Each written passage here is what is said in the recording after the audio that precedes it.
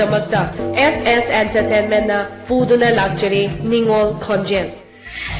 Midyang tabiba pumnamapu khusbu guru mayumna taram nokchari. Mamangda so eikhoi na panjakre madudi. Adom na karigumba channel asibu subscribe tawbiramdrabasu. Ngasimak subscribe tawbiduna eikhoi na thagalapa video singbu adom na ahanba yengbinabagidamagta bell button nambiramba kawbiganu. Ngasi September tarik 8 eikhoi contest asigi voting tarukni suba numit asida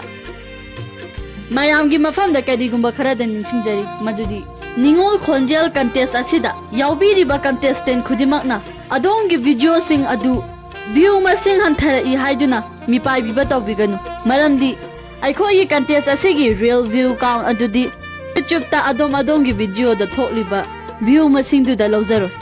eikhoi committee na YouTube studio dagi final view adu loujagani maram aduna matam gi oiba traffic change na maram oiduna adongi video sing adu view masing hnthark hyduna mipai biba tawbiganu lonana video sing asibu like amamam ta tawbiramduna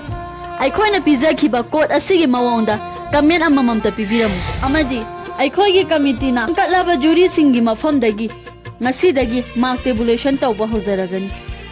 adom su laibk fabi ningol ama oibirktuna final round da eikhoi punna amuk thengnarashi pumna mapu khurumjari